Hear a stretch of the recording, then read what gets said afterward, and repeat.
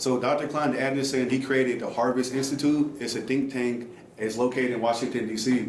So what they do is every year they get together and they talk about the economic development of black people. They make plans for 5 years, 10 years, and 20 years. He wrote a book called Powernomics. So the book is talking about how black people should practice group economics in order to get out of our predicaments. So group economics meaning like my brother and I, we have a mastermind. He puts money into the pot, I put money into the pot. We pull our resources together and we create companies, we create books, we create hip hop music. So Dr. Claud Anderson, he wants people to come together, people from poor communities, disenfranchised communities, and people of color to all work together, pull the resources so we can create our own schools, hospitals, institutions, and things like that. He also wrote a book called Black Labor, White Wealth. So that book talks about how black people worked for 250 years for free to create white wealth of this country. Like I talked about, white people own 99% of the wealth in this country, and we own less than 1/2 or 1% of the wealth in this country. It's because like we were a free working class for 200 years.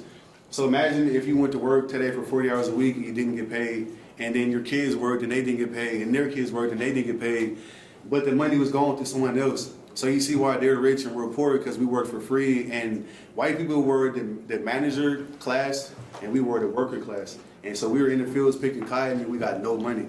And so that's why he created a book called Black Labor, White Wealth, so he can let people know, like, have you guys heard of reparations?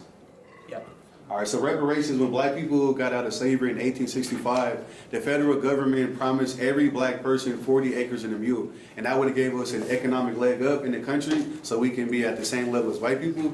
However, the government, they didn't do it. We had something called the first Reconstruction of 1865, then we had a Reconstruction of 1965.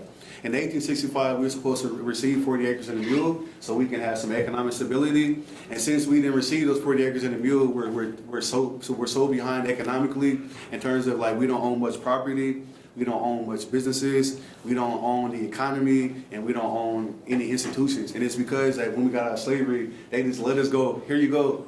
But here's no money, here's no resources, here's no education, here's no books, here's no literature, here's no science, here's no politics. Just go out there and figure it out yourselves. So for the past couple hundred years, we've been trying to figure it out, but it's hard to figure something out when somebody else has a 250-year head start, you know what I'm saying?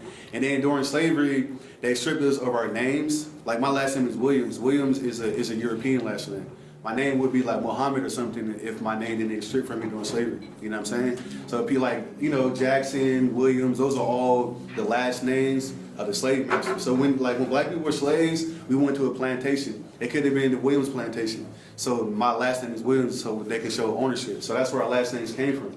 So they stripped our last names, they stripped our language, they stripped all of our resources, and then we came to America with nothing. And then when they released us, they didn't give us no information back. So that's why in this country, if you see like people from other countries, Asian kids, Hispanic kids, they know their culture, they know their language, they probably know their own gods and customs and religions. Black people, we don't know any of that. All that was stripped during slavery so they can make us a permanent underclass, permanent workers. You know what I'm saying? So that's why